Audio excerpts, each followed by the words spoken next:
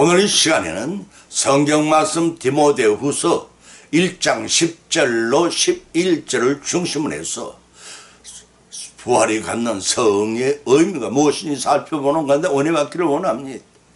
어떤 기독교인과 이슬람 교도 간에 논쟁이 벌어졌습니다. 이슬람 교도로부터 자기들은 성지 순례지에 선지자들의 무덤을 보관하고 있다고 자랑을 했습니다. 그런데 기독교인들은 예수가 어디에 묻히는지조차 모른다고 조롱을 당했습니다. 그러나 조롱을 당한 그 기독교인들은 재빨리 반격을 가했습니다. 좋아할 것도 없습니다. 예수님이 시체가 없는데 무슨 무덤이 필요하겠습니까? 라고 대답해 주었다고 합니다. 그렇습니다. 우리는 죽은 예수님 모시는 것이 아니라 지금도 살아 계셔서 역사하시는 예수 그리스도를 모시기 때문에 무덤도 시체도 없어서 보관할 필요가 없는 것입니다. 시체도 없어 보관할 수가 없다는 사실을 아시합니다. 또 최후의 심판이라는 명말을 그린 화가 미켈란젤로의 전기 중에 그 제자에게 이렇게 말한 것이 있었습니다. 왜 자네는 십자가에 예수 그리스도를 그렇게 많이 그리나? 예수께서 고난받으시기 때문인가? 아니면 그리스도께 죄인의 죄를 대속하기 위해 죽으셨기 때문인가? 오히려 부활하신 주님을 그리게나 죽음을 깨뜨리고 승리하신 영광스러운 그 모습, 죄와 죽음의 정복자이신 승리하신 주님을 그리게나 라고 충고한 것이 기록되어 있다고 합니다. 고린도전서 15장 9절로 19절에서 기록하기를 만일 그리스도 안에 우리의 바라는 것이 다 이생뿐이면 모든 사람 가운데 우리가 더욱 불쌍한 자리라. 그러나 이제 그리스도께 죽은 자 가운데서 다시 살아 잠자는 자들의 첫 열매가 되셨도다 라는 말씀이 연상됩니다. 또 베드로전서 3장 22절에서는 저는 하늘에 오르사 하나님이 우편에 계시니 천사들과 권세들과 능력들이 저에게 순복하느니라고 기록하고 있습니다. 이와 같이 부활을 갖는 성령의 의미는 사단에 대한 성령입니다. 죄와 세상에 대한 성령입니다. 죽음의 권세에 대한 성령인 것입니다. 이러한 말씀을 오늘의 본 말씀을 상고하는 가운데 피차에 은혜받고 복을 받는 귀한 시간 되시기를 예수님의 이름으로 축원을 드립니다. 첫 번째는 사단에 대한 성령입니다. 시편 110편 1절을 찾아보면 기록하기를 여호와께서 내 주에게 말씀하시기를 내가 네 원수로 네 발등상이 되기까지 너는 내 우편에 앉아라 하셨도다 라고 하셨습니다. 사단에 대한 그리스도의 성리는 이 원시복음으로 일컬으시는 창세기 3장 15절에서 이미 내가 너로 여자와 원수가 되게 하고 너의 후손도 여자의 원수가 되게 하려니 여자의 후손은 네 머리를 상하게 할 것이요 너는 그의 뒤 발꿈치를 상하게 할 것이라는 말씀 중에 예정되어진 것입니다. 여기는 내가는 하나님을 너는 뱀이요 마귀라는 하는 사단을 가리킴 따라서 이 논문의 말씀은 하나님께서 아담과 하와를 타락시킨 사단에게 여자 곧 하와와 원수가 되게 하고 서로 후손 간에도 원수가 되어 싸우게 하시겠다는 것입니다. 그 결과 여인의 후손이 예수님께서 뱀의 머리를 상하게 할 것이요 뱀은 예수님의 발꿈치를 물게 하겠다는 예언입니다. 여기서 뱀의 머리를 상하게 한다는 의미는 사망 권세를 가진 사단을 정과하여 승리한다는 것이고 발꿈치는 치명적인 부위가 아니라 그곳에 물려도 영원히 죽지는 않습니다.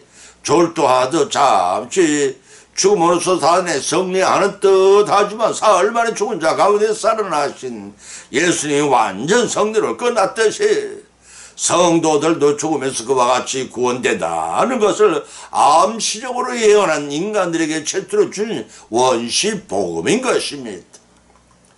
이런 사단에 대한 그리스도의 예수님의 성님 말합니다. 본문 시편 110편 1절에서도 여호와께서 내 주에게 말씀하시기를 이라고 하였으면 본문은 다윗의 시로서 서두에서 내 주란 다윗의 자손으로 오실 메시아 곧 예수 그리스도를 가리키는 말입니다. 마태복음 22장 41절로 46절에서 예수님께서는 본문 시편 110편 1절을 인용하여 자신이 바로 다윗의 예언한 그리스도가 되심을 선포한 바가 있습니다. 마가복음 12장 35절로 37절에서도 기록된 것을 찾아볼 수가 있습니다. 결국 다윗은 본시를 통해서 그리스도의 통치의 영원성과 그의 제사장 직의 영속성을 예언하고 있는 것입니다. 그리스도는 육체적으로나 비록 다윗의 자손이나 다윗보다 훨씬 이전 자손이나 다윗보다 훨씬 이전 태초부터 하나님과 함께 선지하신 분임을 요한복음 1장 1절에 밝히고 있고 성삼위 제2위인 성자이시며 예수 그리스도는 다만 인간의 죄를 구원하시기 위해 성령으로 잉태되어 육체를 입고 다윗의 자손을 이 땅에 오신 하나님이신 것입니다. 예수님께서는 당시 바리새인들의 무지를 지적하기 위해 본 시편의 서두를 인용하면서 그리스도 다윗의 자손에도 불구하고 다윗은 왜 그리스도를 내 주라 칭하였는지에 대해 질문했습니다. 마태복음 22장 44절을 참조하시기 바랍니다. 베드로 사도도 3,000명 군중을 회심시키는 설교에서도 본절 말씀을 인용해서 예수 그리스도의 성천이 곧 이 말씀이 성침을 지적했다고 사도행전 2장 33절로 35절에 밝혀 있습니다. 또 본시편 중반절에서 네 원수는 네 발등상이 되기까지 너는 네 우편에 앉았으라 하셨도다라고 기록하고 있습니다. 여기서 발등상이란 발판을 가리키는 말로서 왕이나 귀족 등 당시의 상류 계층이 의자에 앉을 때 사용한 좌석 앞에 놓여진 발판을 올리는 대를 가리킵니다. 발등상이란 단어는 히브리어로는 하동이라고 하는데 짓밟는다는 뜻을 지니고 있습니다. 여호수아와 태양이 멈추기를 기도한 후에 아모리 족속의 다섯 왕을 사로잡아 둔장들에게 그들의 목을 발로 밟은 바도 있습니다. 여호수아 10장 21절 24절 참조하시기 바랍니다. 또 왕이나 장군들이 말을 탈 때 수정드는 자가 등을 굽혀 말을 타는 발판 노릇을 하기도 하였습니다. 이와 같이 네 원수는 네 발등상이 되게 하기까지라는 말씀의 의미는 그리스도의 왕국과 하나님의 통치 방위를 들 원수 곧 사단이 결국 패배할 것이라는 뜻입니다. 다시 말해서 온 세상에 그리스도의 왕권을 전복시키려고 온갖 술수를 다 부려도 그 왕국은 결코 쓰러지지 않고 오히려 모든 대적들이 멸망당할 것임을 선포한 내용입니다. 또 말미에서 내 우편에 앉으라 하는 뜻은 하나님은 우편을 가리킵니다. 하나님의 우편은 천국 천사도 천사장도 앉지 못하는 하나님의 막강한 권능과 권위를 상징하는 것입니다. 그 우편에 창세전에 성부하는 교회에 가진 인류 구속 사역을 성취하시고 영원한 대제사장으로 성취하신 예수님이 앉히겠다는 것입니다. 이런 현상전의 모든 권세와 모든 사본의 심판권을 주신 자리입니다. 그 자리에 예수님께서는 우리 성도들을 위해 성천하신 것입니다. 성기하신 것이 어찌 감사치 않을 수가 있겠습니까? 세세뭉토로 참여와 영광을 돌리는 우리 모두의 영원한 성령 믿음 생활이 되시기를 예수님 이름으로 축원을 드립니다. 두 번째는 죄와 세상에 대한 성례입니다. 마태복음 9장 6절 찾아보면 기록하기를 인자가 세상의 죄를 사하는 권세가 있는 줄을 너희로 알게 하려 하노라고 하셨습니다. 요한복음 17장 2절에서는 또 아버지께서 아들에게 주신 모든 자에게 영생을 주게 하시려고 만민을 다스리는 권세를 아들에게 주셨음이로다 라고도 밝히고 있습니다.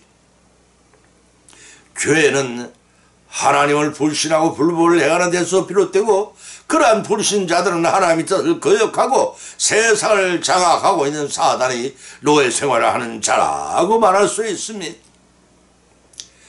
우리 인간은 누구든지 섬기는 자의 노예가 됩니다. 마귀를 섬기면 뱀의 노예가 되어 불신 생활을 통해 세상에 썩어질 것을 구하는 데 집착할 것이고, 하나님을 섬기는 자는 영생을 추구할 것입니다.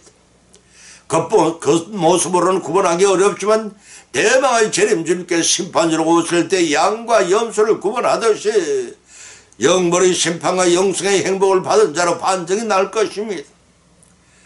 예수님께서는 내가 의인을 부르러 온 것이 아닌 죄인을 부르러 왔노라는 말씀을 통해 죄를 사해주는 권세를 지니신 부리심을 밝히셨습니다. 예수님께서는 우리 죄를 속해 주시려고 십자가의 대속의 보혈을 흘려주심으로써 이를 성취하셨습니다. 이를 진심으로 믿고 아무리 중한 죄를 지었을지라도 하나님 앞에 나와 회개하는 자는 사죄하는 은총을 베풀어 주신 길을 열어놓고 있는 사실을 깨닫게 될 것입니다. 따라서 비록 우리가 죄악 세상에 살지라도 공정 권세를 잡은 사단의 노예 생활에 벗어나 하나님의 바로 섬기는 자는 믿음으로 승리할 자라 할 것입니다. 이 믿음을 허물려고 사단은 육신의 정욕과 안목의 정욕과 이생의 자랑으로 우리를 끊임없이 미혹하여 실족시키려고 듭니다. 잠시 잠깐의 미혹이 아닙니다. 일평생을 쫓아다니며 교회에 있을 때마다 심약해진 우리의 심령은 파고들 틈을 노리고 있습니다. 죄를 이기고 죄악 세상을 이기는 길은 결코 쉬운 일이 아닙니다. 우리의 믿음과 우리의 노력만으로 이길 수가 없습니다. 주님의 죄를 사하시는 권세의 힘을 빌려야 승리할 수가 있습니다. 본문 6절에 기록하기를 인자가 세상의 죄를 사하는 권세가 있는 줄을 너희로 알게 하려 하느라 하고 밝히 기록하였습니다. 여기서 인자는 자비로우신 예수를 모칭하고 세상은 사단이 지배하는 세상을 가리킵니다. 또 죄를 사하는 권세란 성부 하나님의 능력과 권위를 위임받아 죄를 사해주는 신적 권능을 말합니다. 대부분의 병은 특별한 경우를 제외한 죄로 인해 발생하는 것들입니다. 예수님께서는 본문에 말씀하신 날 중풍 병자를 고쳐주시는 신의 은사를 베풀어 주심으로써 죄를 사하시는 권세를 보여주셨습니다. 그런 한 권세를 가지신 예수님은 성자 하나님이십니다. 성자 하나님께서 성부 하나님이 인류 구속 사역을 성취하시려고 자원하여 사람의 몸을 입고 오셔서 사람이 진 죽을 죄를 대속하시려 십자가를 대신 지었습니다. 이로 말미암아 죄인들과 세상을 노예로 삼아 사망 권세로 다스리는 사단의 횡포를 부활하심으로 종시시키셨습니다. 그것은 예수님의 명예나 권세를 위해서가 아니라 하나님의 형상을 닮은 사람을 구원하시기 위한 희생적인 사랑의 발로였습니다. 우리 성도들도 예수님의 이와 같은 죄와 세상을 이심을 본받아 부활 소망을 성취함으로써 영생을 받아 누리시는 삶을 이뤄나가는 저와 여러분이 되시기를 예수님의 이름으로 간절히 축원을 드립니다. 세 번째는 죽음에 대한 승리라고 했습니다. 디모스의 후서 1장 10절로 11절을 찾아보면 기록하기를 이제는 우리 구주 그리스도의 나타나심을 말미암아 나타났으니 저는 사망을 패하시고 복음으로서 생명과 썩지 않을 것을 드러내신 자라. 내가 이 복음을 위하여 반포와 사도와 교사라 세우실 얻었노라 하고 증거했습니다.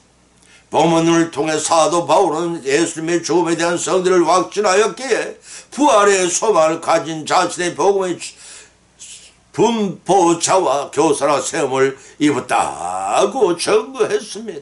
부활은 죽음에 대한 승리입니다. 그것이 바울의 소신의 기독교의 존립 배경인 것입니다. 맥카트니 박사는 예수님의 적대자들이 부활할 것이 아니라 그 제자리의 시체를 훔쳐갔을 뿐이라는 귀한 증거자에 대해 이렇게 반박했습니다. 예수님의 제자들이 그 시체를 훔쳐갈 수가 있었다고 가정해 봅시다. 그들의 수중에 남아있는 것이라곤 축 늘어진 죽은 시체 위에 아무것도 아니었을 것입니다. 당신들은 그런 시체가 그들을 다음 뒤에 나서서 놀라운 말씀을 전파하고 영웅적인 삶을 살도록 힘을 제자들에게 불어넣을 수 있었다고 생각하십니까? 아니면 제자들이 죽은 몸뚱이를 위해 그렇게까지 기꺼이 잔혹한 박해와 수치스러운 죽음을 감수했으랴고 상상할 수 있겠습니까? 천만의 말씀입니다. 안식 후 첫날 데려간 미명이었습니다. 막달라 마리아와 다른 마리아가 예수님 무덤을 보려고 찾아갔습니다. 벼랑간 지진이 나며 주님의 천사가 하늘에 내려와 바위를 굴려내는 바람에 수직한 군사들이 공포에 떨며 죽은 자같이 되었는데 천사가 여자들에게 말해 주었습니다. 마태복음 28장 5절 6절의 기록을 찾아보면 너희는 무서워 말라 십자가에 못 박히신 예수님 너희가 찾는 줄 아노라. 그가 여기에 계시지 않고 그의 말씀하신 대로 살아나셨느니라. 와서 그의 누웠던 자리를 보라고 하였습니다. 이 말을 듣고 여자들이 황급히 그 소식을 제자들에게 전하려고 달려가는 그녀들 앞에 부활하신 예수님께서는 나타내 보이셨습니다. 무서워 말라 경배하는 그녀들에게 가서 형제들에게 갈리로 가라. 거기서 나를 보리라고 하셨습니다. 예수님은 갈보리산 언덕 위에 십자가 위에 돌아가셨습니다. 로마 군병이 창으로 예수님의 옆구리를 찔러 확인 사살하기까지 했을 때 피와 물이 다 쏟아져 내렸더랍니다. 그것은 생명학적으로는 틀림없는 사망이었습니다. 그때 한 방울의 피와 한 방울의 물까지 다 흘리신 것은 우리 죄를 사해 주시는 보혈이셨습니다. 그것으로 끝난 것이 아니었습니다. 자신의 피를 가지고 사정언총을 베풀어 주시려고 부활 성천하셔서 하나님의 시온세에 들어가 영원한 대제사장의 직무를 완성하셨던 것입니다. 다시 말해서 예수님께서 십자가를 사하는 예수님께서는 죄를 사하시는 권세를 가지고 이 땅에 오셨고 대속의 제물로 십자가에 죽으시고 3일 만에 부활하심으로 사망을 정복하고 영생의 은총을 입도록 길을 우리에게 열어주셨습니다. 따라서 성도는 이를 믿고 세례를 받음으로써 주님과 함께 장사되는 것이며 주님의 부활과 함께 새로운 생명을 갖게 된 것이라 로마서 6장 4절에 밝게 기록되어 있습니다. 이런 것 영원히 썩지 아니할 새 생명을 받은 자로서 축복을 받게 된 것을 의미합니다. 그러므로 우리 성도는 세상에 썩을 것을 구하는데 집착하지 말고 예수님을 따라 부활을 함으로 썩지 않을 영원한 생명을 성취해 누리시기를 예수님의 이름으로 간절히 축원을 드립니다. 결론 맺습니다. 오늘의 본문 말씀은 상황과 하는 가운데 피차의 믿음 내 은혜를 받았고 또한 세 가지 교훈을 받은 줄 압니다. 그 첫 번째는 부활이 갖는 성리의 의미는 사단에 대한 승리입니다. 그 두 번째는 부활이 갖는 성리의 의미는 죄와 죄악 세상에 대한 승리입니다. 그 세 번째는 부활이 갖는 승리의 의미는 죽음에 대한 승리인 것입니다. 이러한 교훈을 받은 것으로 거치지 마십시다. 한 번 가면 다시 돌이킬 수 없는 세월이요 지금은 은혜 받을 만한 때입니다. 이때를 놓치고 후회하지 말고 우리의 실생활 가운데 받은 교훈을 실천하고 적용하여 풍성한 결실을 수확해 나가십시다. 그래야 주님의 뒤를 따라 부활의 소망을 성취하여 하나님을 기쁘시게 해드리는 믿음으로 승리하시기를 예수님의 이름으로 간절히 축원을 드립니다. 찬송가 179장을 올리겠습니다.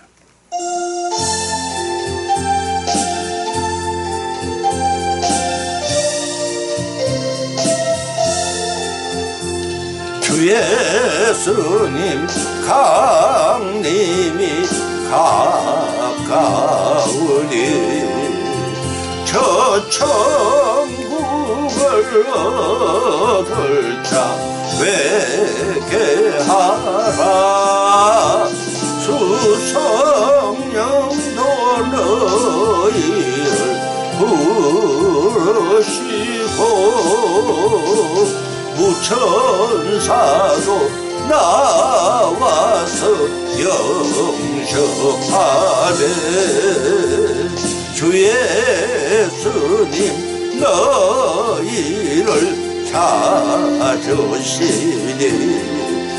왜 의심을 하면서 오지 않나 온 세상 죄 담당 어린 양은 죄 많은 자 불러서 구원하되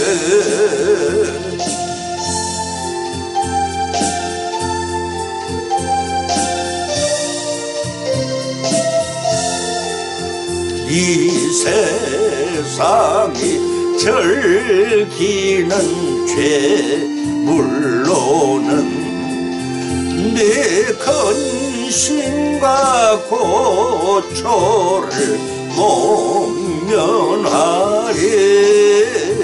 또 숨쉴 때 위로를 못 얻으며 저 천국에 갈 길도 못 찾으리 내 아버지 주시는 생명 양식 다 배불리 먹고서 영생하라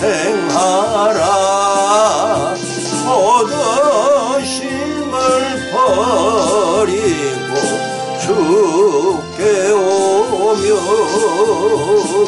하늘